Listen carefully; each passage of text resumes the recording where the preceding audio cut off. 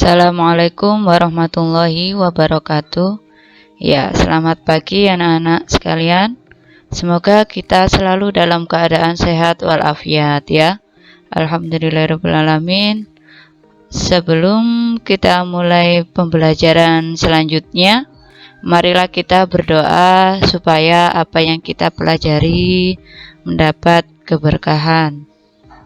Kita berdoa ya. Berdoa silakan. Oke, dapat diakhiri. Bismillahirrahmanirrahim. Hari ini kita akan mulai pada pertemuan selanjutnya, yaitu pada bab yang kedua. Masih dalam materi Bahasa Indonesia kelas 11 di kurikulum 2013 bersama saya Bu Riza Fitrianingsih. Baik, kita langsung pada halaman 51, halaman PDF-nya. Masih kurang. Halaman 52 PDF-nya.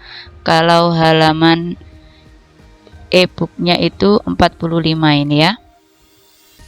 Baik anak-anak, kita beranjak pada bab yang kedua, yaitu tentang teks eksplanasi. Oke, sebelumnya kita mereview pada bab yang pertama, yaitu tentang teks prosedur. Nah, untuk teks prosedur kemarin itu lanjutannya ya, pengembangan daripada teks prosedur, yaitu teks eksplanasi. Dimana untuk teks eksplanasi ini sebenarnya juga berisi tentang tahapan atau prosedur tentang suatu hal. Namun untuk teks eksplanasi ini konteksnya berbeda ya. Kalau prosedur kemarin kita bicara soal bagaimana membuat sesuatu, bagaimana menggunakan sesuatu, kemudian bagaimana melakukan sesuatu. Sedangkan kalau teks eksplanasi itu kita menceritakan ya sebuah tahapan peristiwa atau fenomena alam yang ada di sekitar kita. Baik, lanjut saja ya. Kita akan membahas tentang teks eksplanasi. Apa sih teks eksplanasi itu? Coba kita simak gambar yang ada di depan ini ya. Ini termasuk salah satu sebuah peristiwa yang sangat wow ya, yaitu kaitannya dengan Olimpiade Matematika Internasional pada tahun 2015. Ternyata Indonesia mewakili Olimpiade tersebut yang diadakan di Thailand. Ini keterangannya, siswa Indonesia rebut perunggu Olimpiade Matematika di Thailand. Nah, ini adalah sebuah peristiwa yang sangat penting. Jadi, konteks daripada teks eksplanasi itu seperti ini. Jadi, yang dibahas itu sebuah peristiwa atau fenomena, baik itu fenomena alam, sosial maupun fenomena budaya yang ada di sekitar kita. Oke, lanjut saja. Nah, di sini pada bab yang kedua kita itu dibekali atau di akhir tujuannya mempelajari pada bab kedua. Yang pertama, kita bisa mengidentifikasi informasi dalam teks eksplanasi. Yang kedua, mengonstruksi informasi dalam teks eksplanasi. Yang ketiga, menganalisis struktur kebahasaan teks eksplanasi. Dan yang keempat, mengembangkan teks eksplanasi dengan memperhatikan struktur dan kebahasaannya. Nah, yang akan kita bahas pada pertemuan kali ini yaitu yang subbab A, mengidentifikasi informasi dalam teks eksplanasi, di mana nanti kita bertujuan yang pertama, kita mampu memahami informasi berupa pengetahuan dan urutan kejadian dari yang didengar atau dibaca. Dan yang kedua, menemukan makna tersirat dalam teks eksplanasi secara lisan dan tertulis.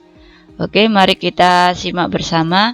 Jangan lupa ambil buku catatan, jika perlu ada yang dicatat silakan dicatat ya. Kita mulai yang subbab A, yaitu mengidentifikasi informasi dalam teks eksplanasi. Apa saja informasinya? Yaitu berupa pengetahuan dan urutan kejadian, ya, urutan kejadian yang didengar atau dibaca dan menemukan gagasan umum dan fakta penting dalam teks eksplanasi. Ada 1, 2, 3, 3, 4. Ada 4 informasi penting di sini ya. Oke, sebelum kita bahas lebih lanjut, berarti apa sih teks eksplanasi itu? Nah, silakan ditulis di kolom komentar ya. Baik, yang pertama yaitu kita memahami informasi dalam teks eksplanasi ya. Eksplanasi ini dapat disamakan dengan teks yang menceritakan prosedur atau proses yang sudah saya jelaskan di awal tadi, bahwasanya itu eksplanasi ini pengembangan daripada teks prosedur ya pada bab yang pertama. Tapi konteks kalimatnya, konteks teksnya itu ya juga berkembang. Kalau prosedur hanya bagaimana cara membuat, melakukan, dan menggunakan sesuatu.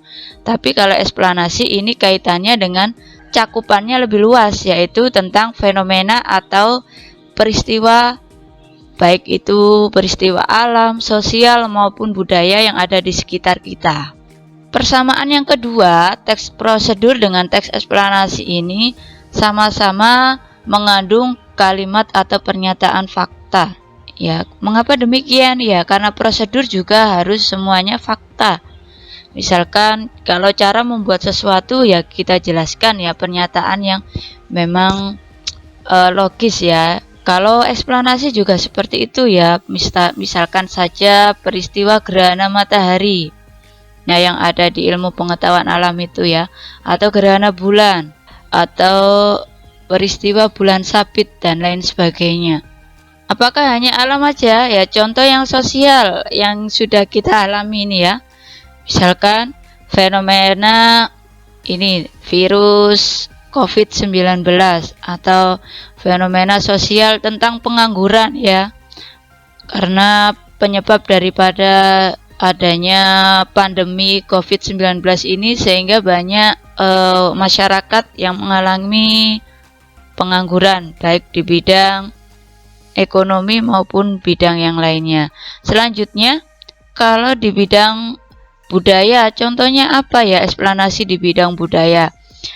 Bisa kita jelaskan kaitannya dengan fenomena tarian jaipong, fenomena jaranan, fenomena bantengan kalau yang budaya Jawa Timur ya. Kalau yang dari Bali, dari Jawa Tengah itu ya pasti memiliki budaya masing-masing. Nah, itu bisa dijabarkan dalam bentuk teks eksplanasi. Selanjutnya, setelah ada ini ya fakta dan harus fenomenanya berupa fakta, kemudian selain fakta harus logis dan memiliki sebab akibat. Ini penting ya, ada hubungan sebab akibat atau urutan waktu. Nanti akan dijelaskan jenis pengembangan eksplanasi ya. Selanjutnya, nah ini ada sebuah contoh ya tentang fenomena demonstrasi massa. Nah, kira-kira dari judul ini masuk fenomena apa? Alam, sosial, atau budaya? Ya, dalam contoh pada gambar ini masuk fenomena sosial, kaitannya dengan apa ini? Demo ya. Para mahasiswa berdemo di gedung MPR Jakarta pada tahun 98 ya. Nah, kaitannya dengan bidang politik ini. Silakan dibaca untuk lebih mengetahui ya perjalanan dari fenomena demonstrasi ini. Baik, langsung saja ya. Teks di atas terdiri atas paragraf-paragraf yang merupakan paparan tentang akibat dan sebab maraknya demonstrasi di tengah-tengah masyarakat. Nah, jadi pada intinya teks demonstrasi massa yang ini yang di atas itu adanya hubungan sebab akibat. Jadi penyebabnya mahasiswa demo itu apa? Akibatnya mahasiswa berdemo di gedung apa tadi, MPR RI di Jakarta itu apa? Ada hubungan sebab dan akibat. Simpulannya, penulis menggunakan banyak fakta yang fungsinya sebagai penyebab atau akibat terjadinya suatu peristiwa demonstrasi massa tadi ya. Langsung saja kita bawa ke kolom kalimat. Nah, ini contohnya. Kondisi sosial ekonomi warga negaranya sangat jauh terbelakang. Kemiskinan menjadi pemandangan umum, hampir melanda di seluruh pelosok negeri. Akan tetapi, ketika Kim Jong kedua, pimpinannya itu meninggal, tak ada upaya penggulingan kekuasaan ataupun demonstrasi untuk menuntut perubahan politik di negerinya. Padahal peluang untuk itu lebih terbuka. Justru yang terjadi kemudian hampir seluruh warganya menunduk khidmat, mengantar jenazah pimpinannya ke liang lahat. Nah, ini sebuah fakta ya, pernyataan fakta, di mana ada sebuah kejadian ya, pimpinannya itu meninggal, kemudian ada kondisi ekonomi yang memang benar terbelakang, kemudian kemiskinan ini sudah menjadi rahasia umum. Ya sampai tidak bisa berkutik ini masyarakatnya, akhirnya ya kondisinya hanya masih belum bisa bangkit ya. Kemudian pada kalimat yang kedua, juga apabila kembali melihat kondisi warga di negeri ini, kemiskinan sangat akrab di pinggiran kota dan di sudut-sudut desa di berbagai pelosok. Akan tetapi mereka jarang melakukan demonstrasi, hanya 1-2 peristiwa. Justru yang jauh lebih getol melakukan hal itu adalah warga yang tinggal pusat-pusat kota, yang secara umum mereka itu lebih makmur. Nah, ini juga sebuah fakta ya. Dari kalimat 1 dan kalimat 2 ini juga masuk pernyataan-pernyataan fakta yang ditemukan dalam teks demonstrasi warga tadi. Oke, dari sini bisa kita simpulkan bahwasanya teks informasi itu mengandung apa tadi? Sebuah pernyataan fakta, ya, fakta yang disampaikan. Hampir semuanya itu fakta. Boleh nggak diberi sebuah opini penulis? Boleh ya, tapi opini ini harus istilahnya penjelasan dari sebuah fakta yang ada. Tidak boleh serta-merta membuat opini sendiri tanpa ada dasar pernyataan yang fakta dalam teks tersebut. Ya, pada intinya secara keseluruhan itu mengandung sebuah pernyataan fakta. Oke, dapat dipahami ya dari sini. Nah, selanjutnya ini juga dalam sebuah teks lain ya, kaitannya dengan anemia. Kalian tahu ya anemia itu apa? Silakan dibaca ini kaitannya dengan jenis-jenis asupan alamiahnya itu apa, kemudian simpulan dari anemia itu apa. Ternyata dibutuhkan zat besi yang cukup sebagai cadangan di dalam tubuh. Oke? Bisa kita simpulkan ya bahwasanya teks ini kaitannya dengan anemia itu juga masuk teks eksplanasi. Mengapa demikian? Karena di dalam sebuah teks ini adanya paparan proses ya, atau tahapan kaitannya dengan kausalitas. Apa tadi kausalitas? Sebab akibat. Jadi sebabnya, kalau terkena penyakit anemia itu apa akibatnya ya. Ternyata apa sebab adanya anemia? Kekurangan zat besi. Kemudian efeknya apa atau akibatnya apa? Nah, nanti dijelaskan di sini. Kalau anemia biasanya 5L ya, lemah, letih dan lain sebagainya, itu akibatnya.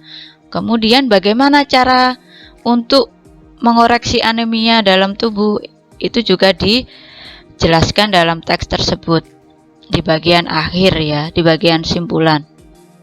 Selanjutnya kita beranjak pada kegiatan yang kedua, yaitu menemukan gagasan umum dan fakta penting dalam teks eksplanasi. Kita mencari dua hal, yaitu gagasan umum dan fakta penting. Kita perhatikan cuplikan teks di bawah ini ya. Kalau teks ini kaitannya dengan SARS penyakit virus sindrom pernafasan akut parah, atau istilah ilmiahnya itu SARS. Ini terjadi di negeri jiran Singapura, mulai mengancam bisnis perhotelan di Batam. Jumlah tamu baik dari luar negeri maupun dalam negeri merosot hingga tingkat hunian hotel di Batam berkurang hingga 10%. Demikian kata Public Relation Manager Goodway Hotel Puri Garden, Budi Purnomo, dan kata pengusaha Novotel Hotel, Anas, ketika dihubungi Kompas di Batam. Nah, ini masuk sebuah teks eksplanasi ya. Dari sini paragraf ini bisa diambil gagasan umumnya. Apa gagasan umum? Gagasan umum itu inti daripada paragraf. Nah, inti dari paragraf kaitannya dengan teks ini apa intinya? Yaitu tentang dampak penyebaran virus SARS terhadap bisnis perhotelan. Nah, di bidang ekonomi ini ya, kerugiannya itu dirasakan oleh orang yang berbisnis perhotelan di daerah Batam. Teks tersebut menjelaskan dampak penyebaran virus terhadap kondisi perhotelan. Jadi ada efeknya ya. Jadi ini masuk kausalitas juga. Karena apa? Dia menjelaskan tentang sebab akibat. Ya, sebab adanya SARS tadi akibatnya bisnis perhotelan menjadi menurun. Kemudian ini ya, di dalam teks tersebut juga terkandung sebuah gagasan umum atau ide pokok, yakni dampaknya penyebaran virus SARS. Gagasan umum terdapat pada bagian awal paragraf. Nah, ini ya, dampak merebaknya virus sindrom pernafasan akut. Nah, ini ada di paragraf awal. Kemudian paragraf selanjutnya dia penjelasan dari gagasan umum yang ada di paragraf awal tersebut. Nah, karena ide pokoknya atau gagasan umumnya itu ada di awal, berarti dia masuk kategori paragraf deduktif. Ya, jika gagasan umum atau kalimat utamanya itu ada di akhir, berarti masuk dalam kategori induktif. Jika gagasan utamanya atau kalimat utama itu masuk dalam paragraf awal dan akhir, berarti masuk jenis paragraf campuran. Oke ya, dapat dipahami ya dari sini. Perlu kalian ketahui kalimat utama itu sama dengan gagasan umum ya. Nah, bisa kita lanjutkan. Ini ada paragraf selanjutnya kaitannya tentang pengakuan kedaulatan ya. Hasil konferensi meja bundar. Ini materi sejarah ini. Sejarah Indonesia. Silakan dibaca. Teks di atas juga bersifat eksplanatif, yaitu menjabarkan ya. Gagasan umumnya kaitannya tentang beban keuangan pemerintah di tahun 1949. Gagasan umum itu terletak pada bagian awalnya. Jadi berbagai teks contoh tadi ternyata dapat kita simpulkan bahwasanya teks eksplanatif atau eksplanasi itu memiliki atau jenis termasuk pada paragraf deduktif, di mana gagasan umum itu umumnya pada teks eksplanatif itu terletak di awal paragraf ya. Untuk materi pada subbab A ini sudah selesai ya. Nanti untuk Selanjutnya kita akan bahas pada pertemuan berikutnya. Kita baca hamdalah bersama. Alhamdulillahirrabbilalamin. Untuk materi pada subbab A ini sudah selesai. Semoga apa yang kita pelajari dari awal hingga akhir dapat bermanfaat untuk kita semua ya. Terima kasih, itu saja yang bisa saya sampaikan. Mohon maaf. Saya akhiri. Wassalamualaikum warahmatullahi wabarakatuh. Sampai bertemu pada pertemuan berikutnya.